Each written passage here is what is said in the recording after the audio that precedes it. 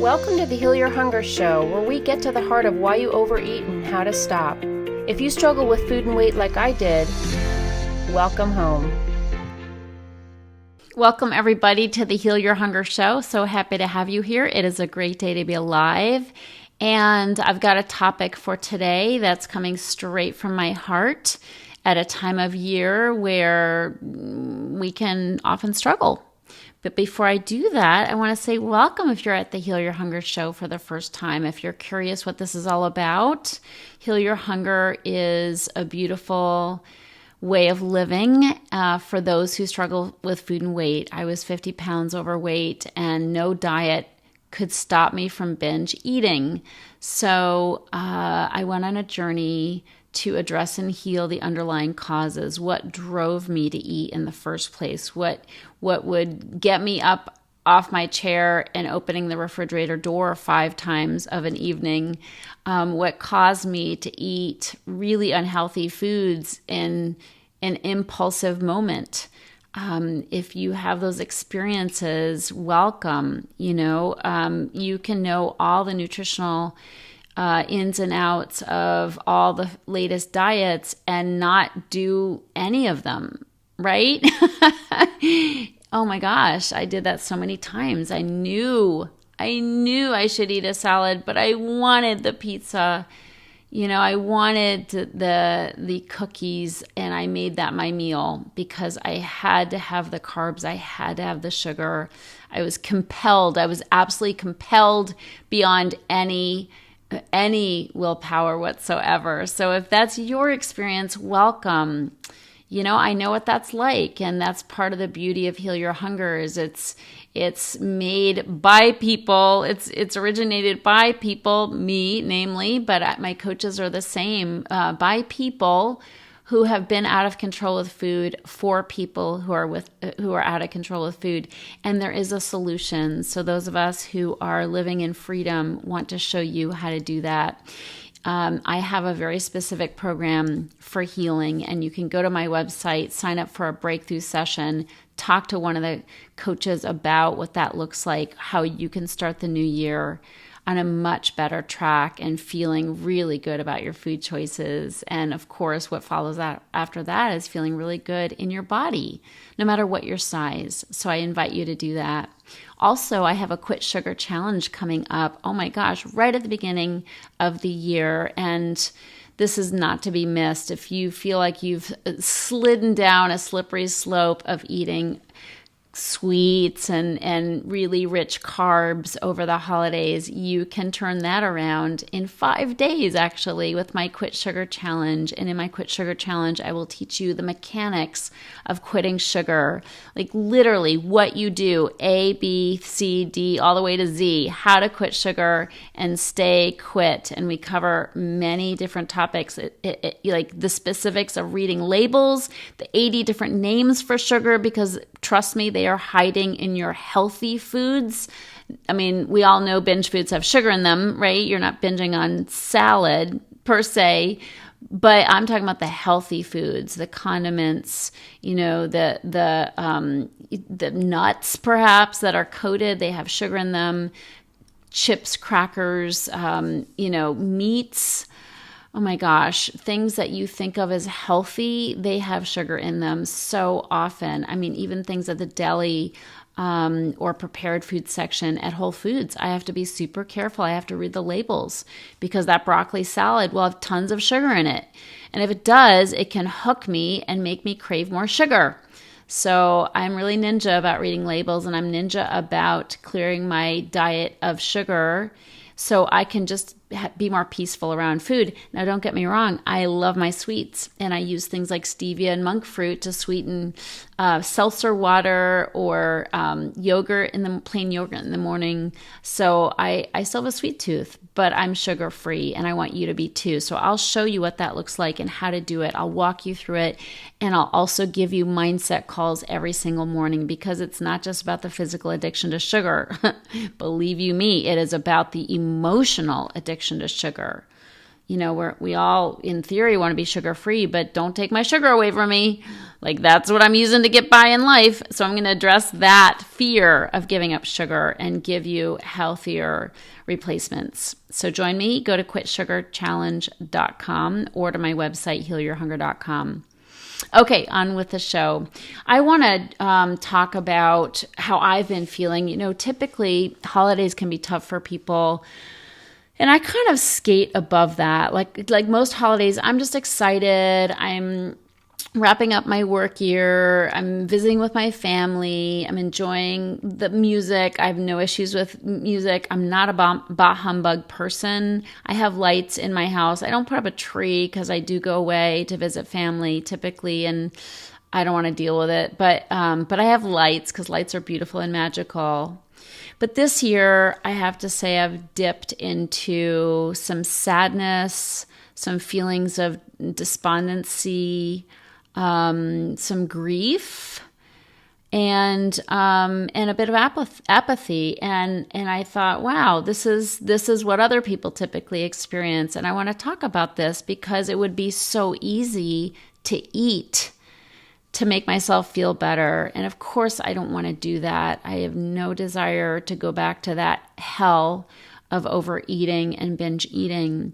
But that means I have to be super on top of my feelings. I have to be addressing those feelings, because what creates that compulsion to eat that I was talking about a little bit ago are three things. One is emotions, buried emotions. The second thing that drives compulsion is stress. And the third thing is habit. Okay, so emotions, stress, and habit drive the compulsion to eat. What do I mean by compulsion? I'm talking about that monster inside that says, feed me.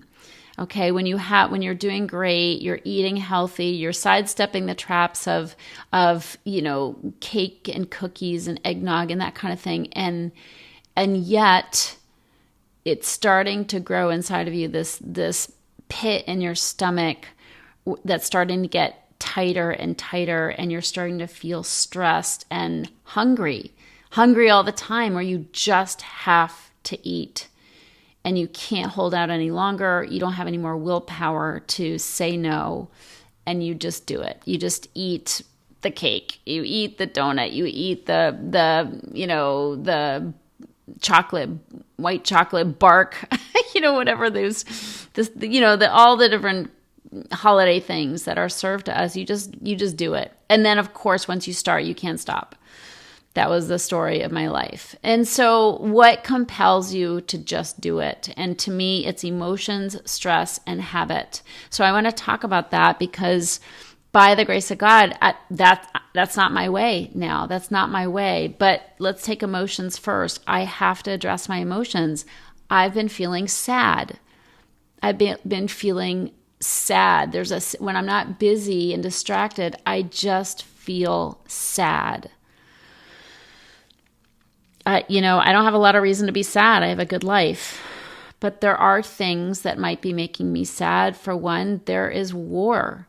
There is terrible war happening in our world. I don't even watch the news, but I know it's happening. I hear people talking about it. I read headlines here and there, and I just feel so sad about the killings, the bombings, the murder, the war. There's war happening, not just one, but several places in this world. And these are our brothers and sisters who are being killed, and it's on both sides of whatever, war line there is. It doesn't matter. It doesn't matter. The fact is we're losing people. And it's not just the people who are gone, it's the people who are living, who loved those people. So there is grief in this world. And somehow I feel it. Somehow, as emotional eaters, we're incredibly empathetic. I feel the sadness. I feel the sadness for people in this country who have relatives in other countries who are affected. I just feel it. I have pretty good boundaries, but sometimes I can't stop myself from feeling other people's pain. So that's one thing. Those are some emotions that I'm noticing that I have. Another is aging. My parents are aging. My mother is having some decline cognitively in her short-term memory. And it's starting to show up more and more. And it's sad. I mean, she's 87. She's incredibly healthy. She's physically healthy. She goes for walks every day and she's fantastic. And she's got a great attitude. She's a very sweet woman. But she forgets things, often. And her husband, my stepdad, is frustrated. So he gets grumpy with her. And that's sad. I feel for my mom because she can't help it. And I feel for my stepdad because he's frustrated and he can't help being grumpy. His wife, the woman he's been with for 20 years, he's sad, and stressed, I'm sure. So that makes me sad. I feel sad and I'm usually taking it in stride, but some days I just weep. I weep for the change that's happening and the changes that are coming. And this morning, it just hit me. Something happened yesterday with my mom and her memory and a lack of communication with this circle of communication and emails and whatever. It just brought it home to me. Like my mother, she's got some challenges and it's probably progressive. So this morning, I just wept. I wept. And my guy is so sweet. He really wants to be there when I'm sad. He doesn't like it when he finds out I was crying and he wasn't there to comfort me. So he heard me and he came to comfort me, which is so incredibly sweet. And he just held me while I sobbed. But I didn't sob all day. I sobbed for a little bit. I talked about it and then I got on with my day. And the thing about acknowledging our emotions is we don't have to get stuck in them. And I think a lot of times we're under the impression or even the fear of feeling our feelings because we assume we're going to get stuck there. And we're like, how can I possibly feel this? I've got shit to do. Like I've got presents to wrap. I've got cards to send. I've got, people to cook for. I can't stop and feel my feelings.